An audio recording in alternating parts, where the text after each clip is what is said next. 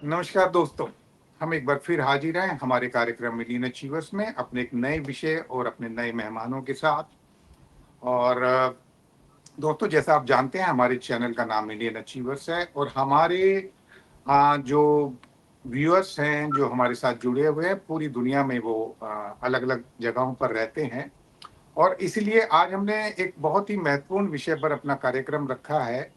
क्योंकि आप ये जानते होंगे, जो भी इंडिया से बाहर ट्रैवल करता है वो अपनी हेल्थ इंश्योरेंस कराकर जाता है ज़्यादातर मौकों पर। और जो भारत में इंश्योरेंस कंपनीज हैं उनका विदेशों में इंश्योरेंस कंपनीज के साथ कोलैबोरेशन होता है। लेकिन आपको एक रिपोर्ट मैं बता दूं कि लगभग 43% केसेस में जब क्लेम की बात आती है तो ये जो इंश्योरेंस कंपनीज हैं उसमें अलग अलग बहाने बनाकर उन केसेस को रिजेक्ट कर देती है, जिसमें सबसे ज्यादा प्रोमिनेंट जो उनका रीजन होता है वो होता है प्री एग्जिस्टिंग का। उसके अलावा उनका प्रोसेस बहुत ज्यादा लेंदी होता है।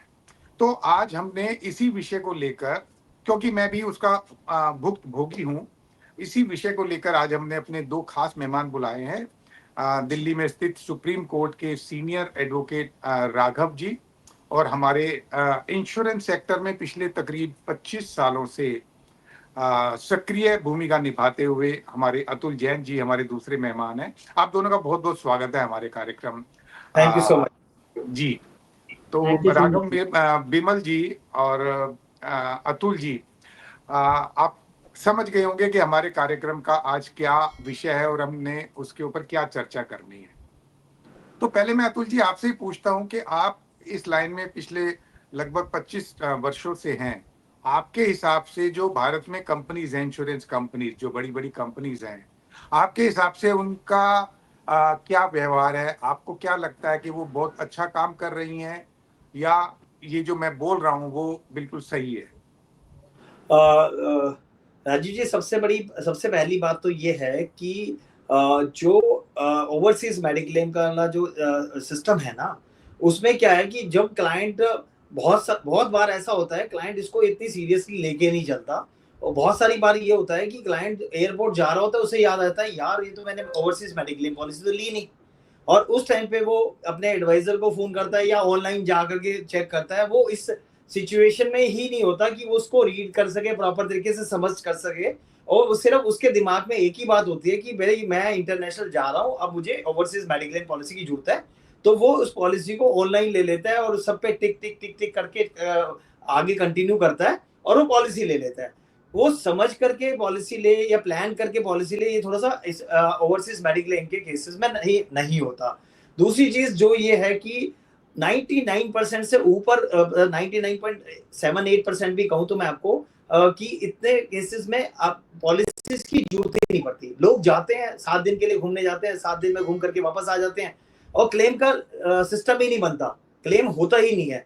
क्लेम बहुत 0.01% या 0.02% पॉलिसीज में ही क्लेम आता है। और उस पॉलिसीज के अंदर जो जब क्लेम आता है तो फिर उसके अंदर कुछ कंडीशंस होती है कि प्री एक्सिस्टिंग, जो आपने जैसे बताया प्री एक्सिस्टिंग डिजीज, तो प्री एक्सिस्टिंग डिजीज यदि डिक्लेयर करके आए होते हैं तो वो कवर करते हैं, यदि डिक्लेयर नहीं है तो वो पॉलिसी में कवर नहीं होते। आप देखिए, राघव जी, मेरा आपसे सवाल है। आप ये बताइए, आपके साथ मैंने डिस्कस किया था अपने केस को, क्योंकि मैं इसका भुक्त भोगी हूँ। ठीक है। राघव जी, आप कानूनी भाषा में ये बताइए कि जैसे मैंने पिछले साल फरवरी में अपनी एक इंश्योरेंस कराई, और वो मेरी इंश्योरेंस थी अगस्त तक। फॉर एग्जाम्पल 16 अगस्त तक थी, और 16 अगस्त को मैंने अपनी उस पॉलिसी को एक्सटेंड करा लिया अगले 6-8 महीनों के लिए। और ठीक है। और उसमें मुझे उन्होंने ये नहीं बताया कि इसमें कोई एग्जिस्टिंग नॉन एग्जिस्टिंग की क्लॉज होती है। और उसके बाद मैंने यहाँ पर ट्रीटमेंट ली थी मेरे कंधे में दर्द की और घुटने के दर्द की।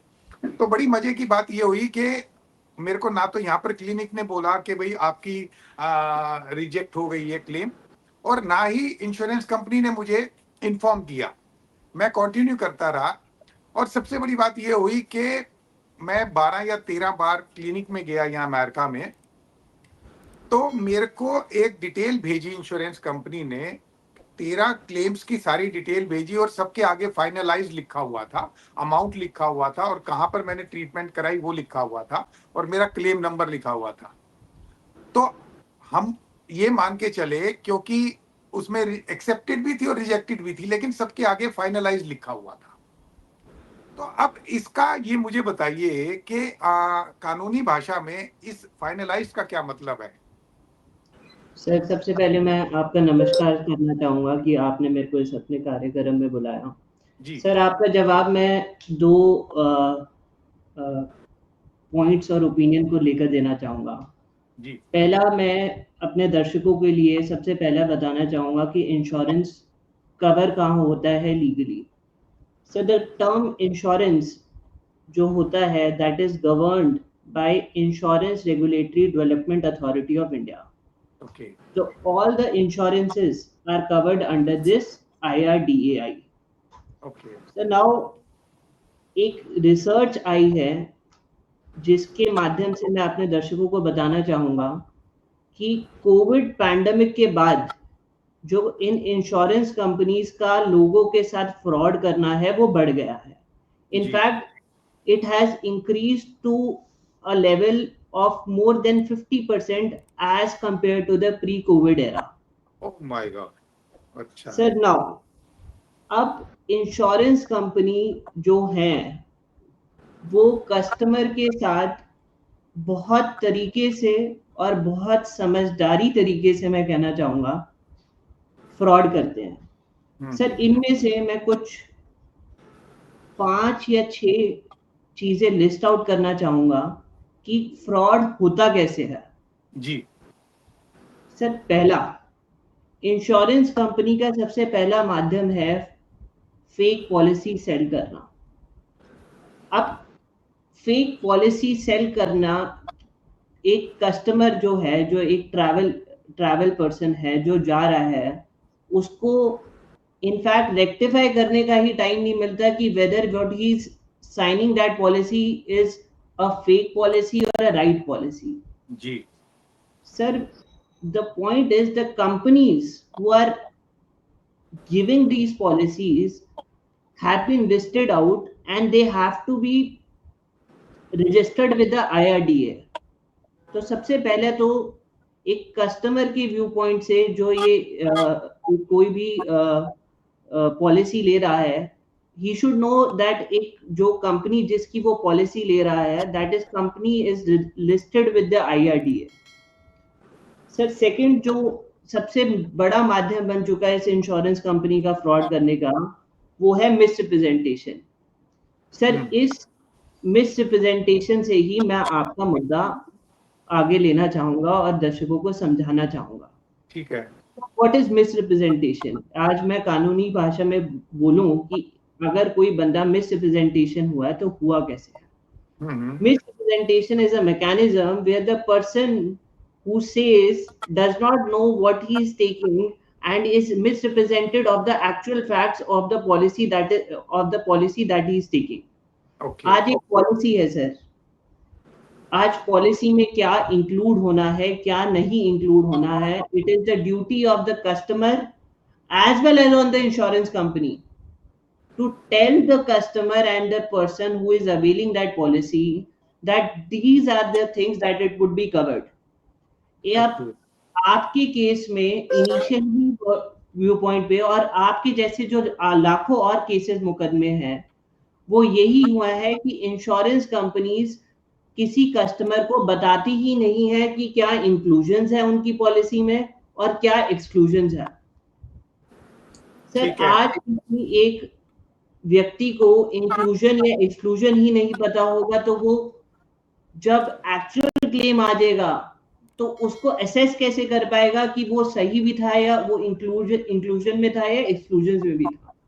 ठीक है। तो ये सबसे बड़ा माध्यम बन चुका है एक फ्रॉड का। सर तीसरा जो है फेक एड ऑन्स, जो इंश्योरेंस कंपनीज बहुत ही समझदार तरीके से करती हैं कि हम आपको फेक एड ऑन्स करके ये भी इंक्लूड हो जाएगा वो भी इंक्लूड हो जाएगा, बट जब रियल क्लेम आता है तो that is all considered as कि वो तो इंक्लूड था ही नहीं। कि वो तो कभी एड ऑन जो उन्होंने दिए थे वो पॉलिसी में कवर ही नहीं था. Okay. Sir, now another fraud which the insurance company is doing is denying legitimate claims. Sir आज किसी एक क्लेम अगर कोई भी बंदा डालता है तो there is a proper guideline and proper mechanism of the settlement of the claims. Sir तो इंश्योरेंस सेक्टर में रहे हैं जो अतुल जी हैं, they must be aware of the processes that has to be adopted by the insurance company once the claim is there and how it has to be settled. Sir आज एक claim का settlement जो days हैं is prescribed under the Insurance Regulatory Development Authority Act, and the regulations which govern them is the Health Insurance Regulations 2016, जो आपका बताती हैं कि एक सेटलमेंट ऑफ क्लेम आएगा तो हम इस तरीके से प्रोसेस करेंगे. ठीक है. तो सर ये सारे हैं जो इंश्योरेंस कंपनी अलग अलग माध्यम से लोगों को फ्रॉड कर रही हैं. लोगों को पता नहीं है, लोग अनअवेयर्ड है about this whole process. Raghav ji, इसमें मेरा एक क्वेश्चन है. जैसे आपने बोला कि ये इस तरीके से फ्रॉड करती हैं और ये इतनी बड़ी इंडस्ट्री है और इतनी इंपॉर्टेंट इंडस्ट्री है, तो इसमें क्या कुछ गवर्नमेंट की इसमें कंट्रोल नहीं है या गवर्नमेंट इसमें कुछ नहीं कर सकती? सर गवर्नमेंट ने in fact why is it being legislative intent, इसमें IRDA सेटअप ही क्यों है, is for the fact कि ये they wanted this insurance sector to be regularized.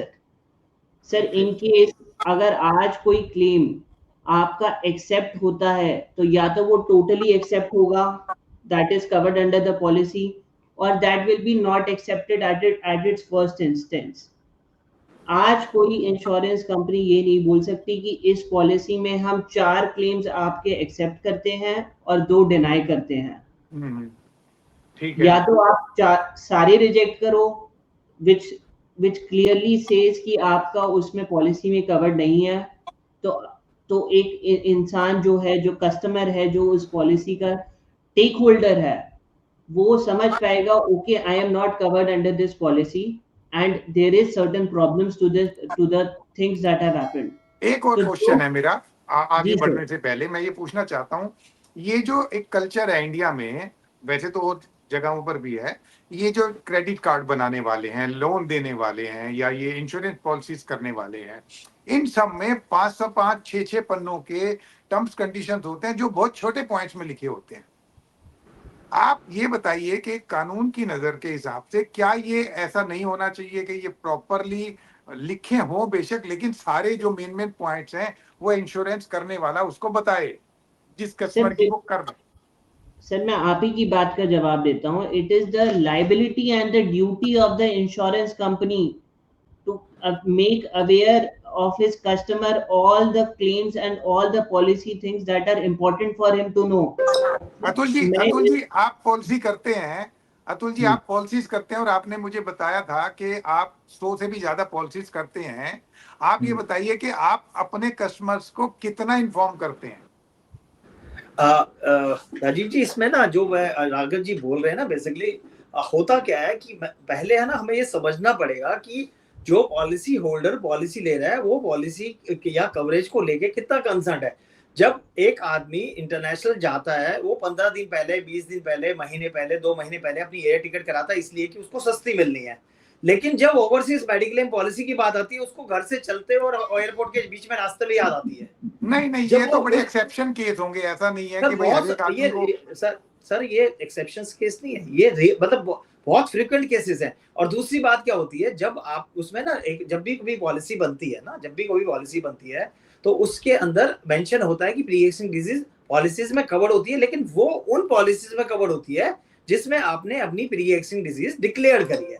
यदि आपने अपनी कोई प्री एक्जिस्टिंग डिजीज डिक्लेयर ही नहीं करी तो वो आपको कवर्ड नहीं मिलेगा. चलिए मैंने मान लिया. अब हमारा सवाल ये है कि on the basis of life example, आपके सामने मैं हूं, राघव जी और अतुल जी दोनों से. राघव जी आपने तो मेरा केस भी किया है, उनको नोटिस भी भेजा है.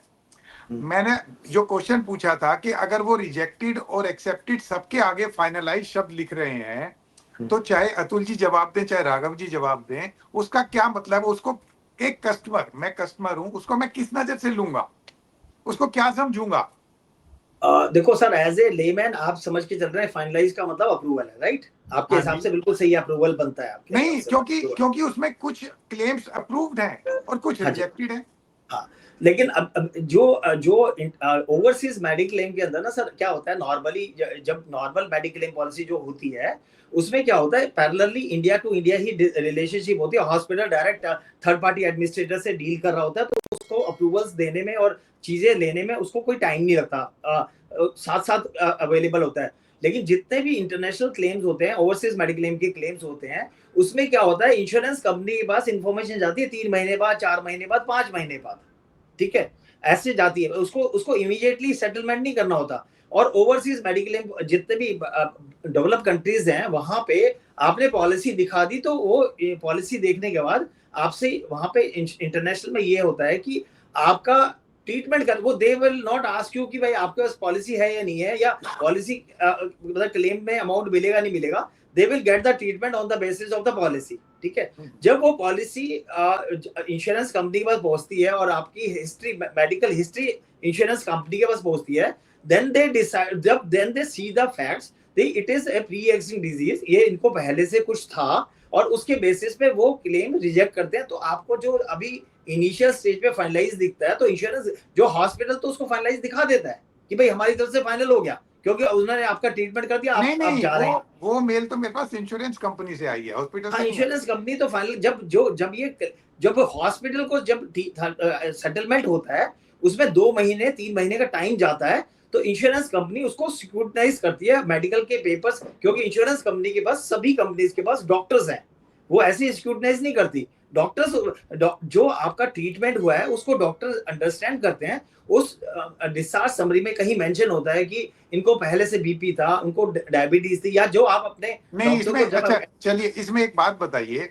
जैसे मैंने अपनी पॉलिसी को एक्सटेंड करा लिया सेम डे से, ठीक है, और उसमें वो क्लियरली मेंशन नहीं कर रहे हैं कि भाई इसमें अब ये जो जिसका मैं इलाज करा रहा था वो प्री एग्जिस्टिंग बन जाएगी, और एक आम आदमी को तो डेफिनेशन ही नहीं पता कि एग्जिस्टिंग और प्री एग्जिस्टिंग क्या क्लॉज होती है इंश्योरेंस सेक्टर में। तो ये उनको स्पेसिफिकली समझाना नहीं चाहिए। ये क्या मतलब है कि एक छोटे से पॉइंट साइज में लिख दिया और आपका जिम्मेदारी पूरी हो गई। सर देखो, राघव जी, आपने बोला कि एक कस्टमर जो है वो एकदम से जब भाग रहा होता है किसी चीज को लेके, तब वो पॉलिसी लेता है, जो मेडिक्लेम ओवरसीज मेडिकल पॉलिसी है।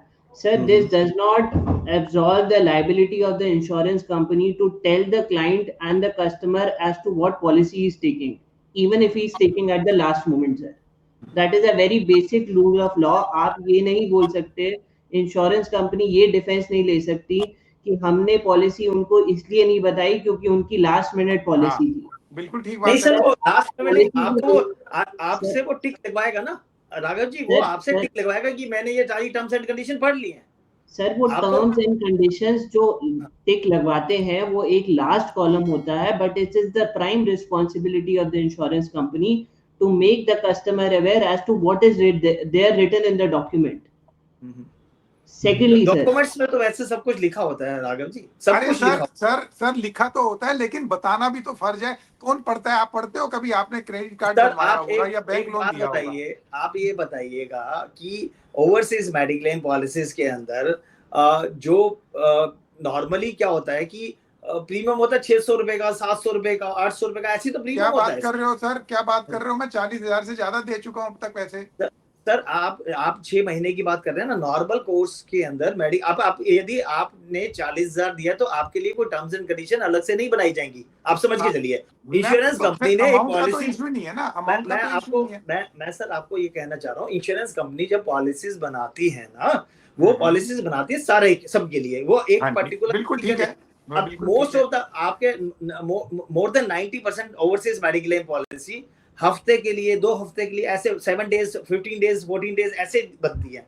10% पॉलिसीज ऐसी होती हैं जो थोड़े से लंबे टाइम के लिए बनती हैं, और 6 महीने वाली पॉलिसी यदि हम बात करें तो मेरे ख्याल से 2% भी पॉलिसीज ऐसी नहीं होंगी, जो 100 पॉलिसीज में 2 पॉलिसीज भी ऐसी नहीं होंगी जो 6 महीने के लिए बनती होंगी, ठीक है। तो असल में हाँ जी, यस राघव, आप you want to interfere? Sir, I agree to what you are saying, sir, but I have a different opinion which you will also recognize, sir.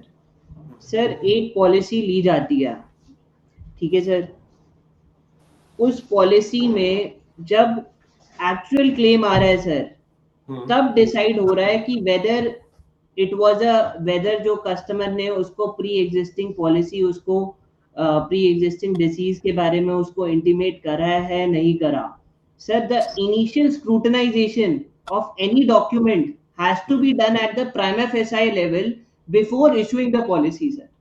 Sir, my first point is this. Once you have released a policy to a client, then you cannot sway away from the fact कि अब ये policy में ये था, अब claim ये आ गया, तो this issue has arisen and hence this policy is not sustainable.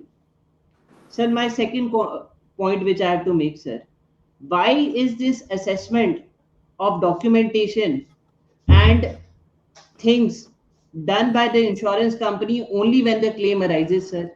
Sir, आज एक policy issue हो गई है. Correct me, sir, if I am wrong. Sir वो पॉलिसी इसलिए इशू हुई है ताकि इंसान उस चीज में कवर अप हो.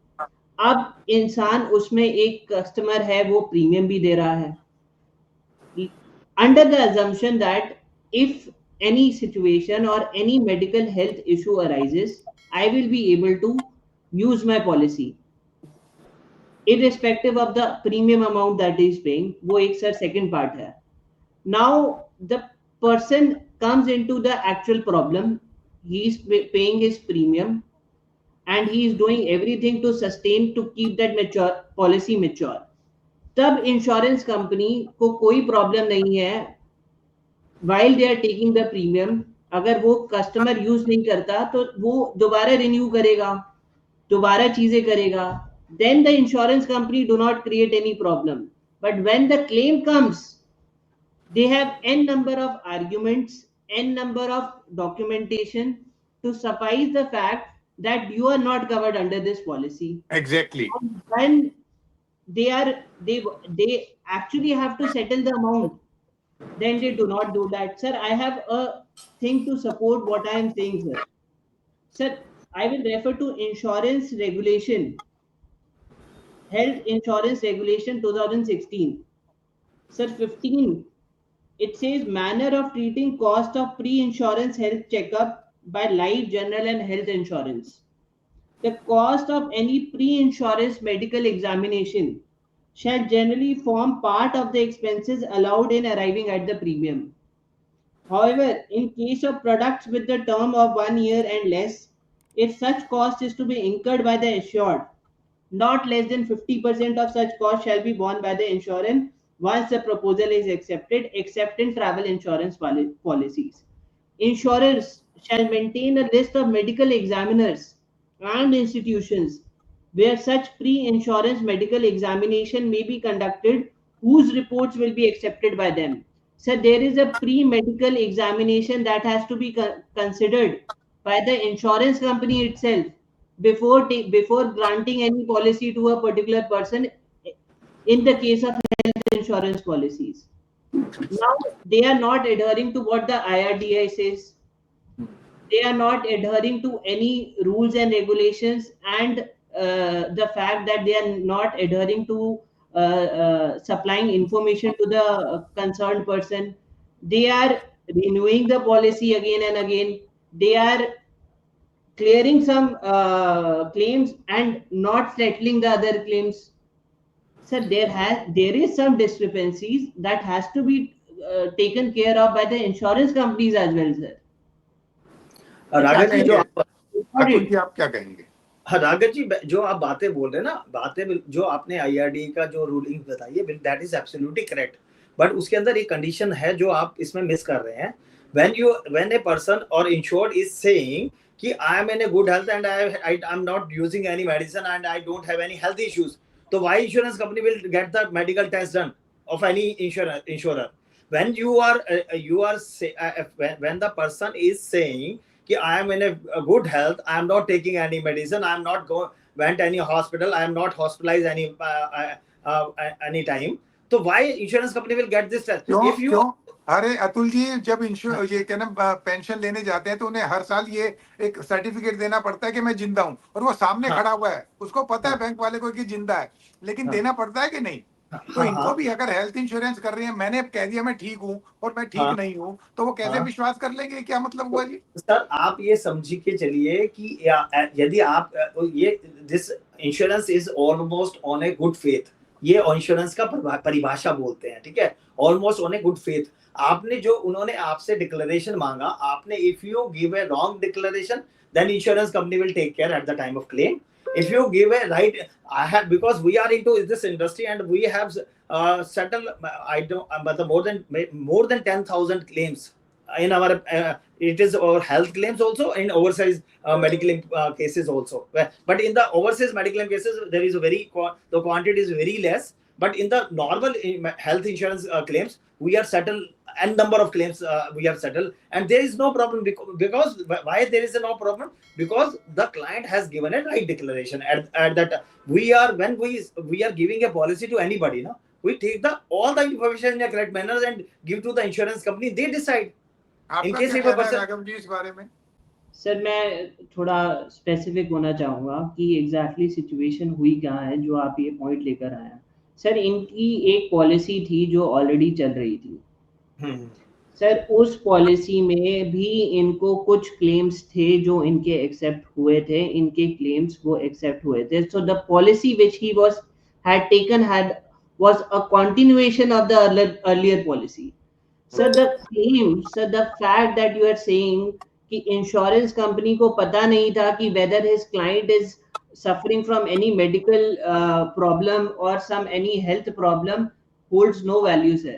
The insurance company was well aware that this person XYZ, whosoever the name is suffering from a pre-existing, and he has already taken that policy, and his claims have already been accepted.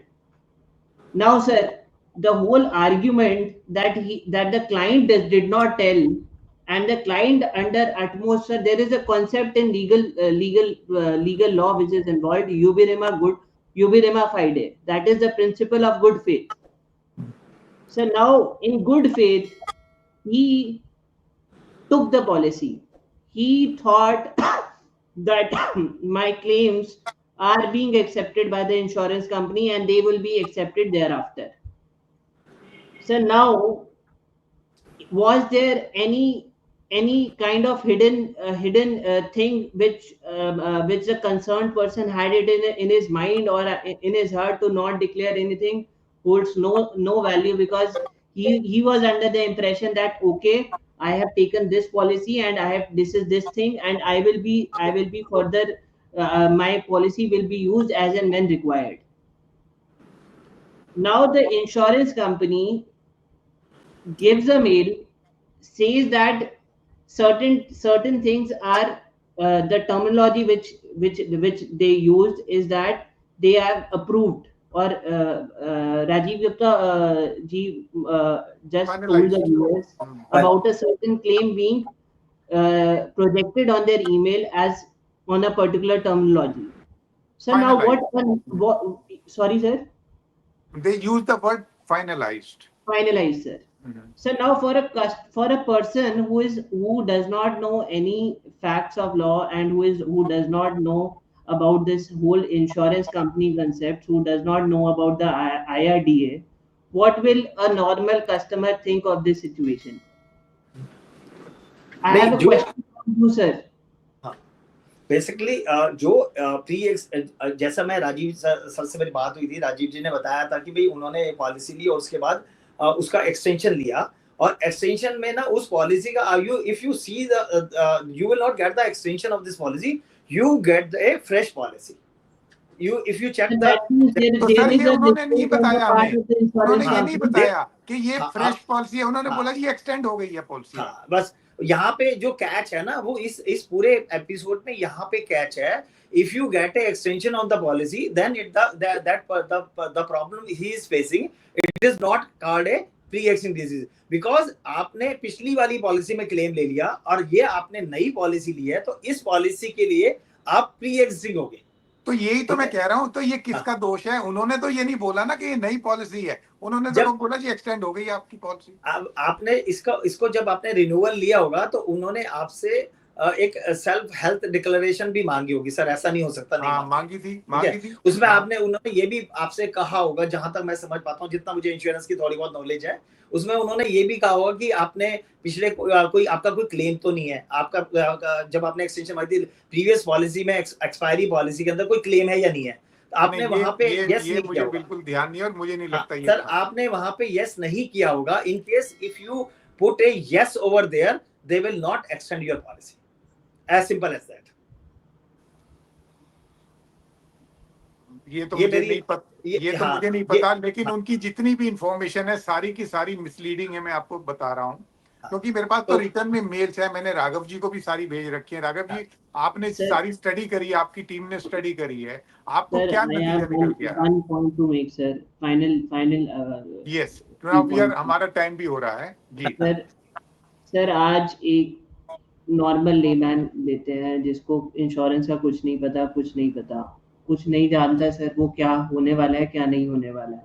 क्या ये prima facie duty insurance company की नहीं है कि वो regularly उस policy के बारे में पहली बात तो उस कस्टमर को अवेयर कराए, सेकंड उसको समझाए कि ये पॉलिसी में क्या होगा और क्या चीजें इंक्लूड है, क्या एक्सक्लूड है।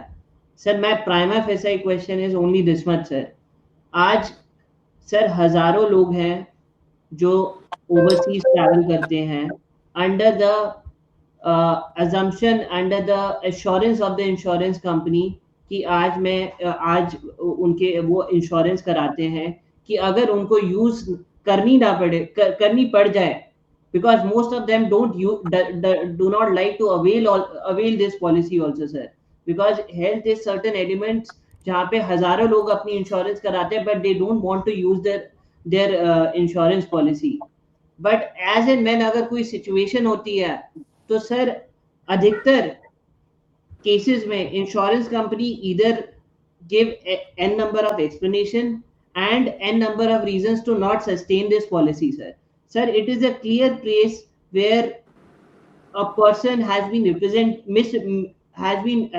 misrepresented by the insurance company that okay this is this and this is this, and when he actually takes that it turns out to be something else.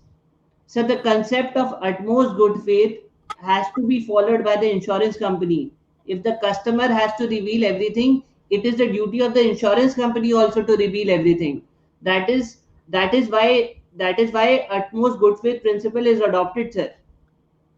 That's the only viewpoint. बिल्कुल ठीक है राघव जी, आपकी बात बिल्कुल ठीक है। अब मैं अपने दर्शकों के ऊपर भी छोड़ता हूं कि उनका क्या कहना है, और मैं अपने ऐसे दर्शकों को इनवाइट करता हूं जिनके साथ ऐसा कुछ हुआ है कि जिसमें उनको इंश्योरेंस कंपनी से बहुत ज्यादा प्रॉब्लम झेलनी पड़ी है, या उनके फ्रेश क्लेम होने के बावजूद उसको रिजेक्ट कर दिया गया, और हो सकता है कि हम उनको केसेस को लेकर एक बार फिर हमारे इस कार्यक्रम में आएंगे।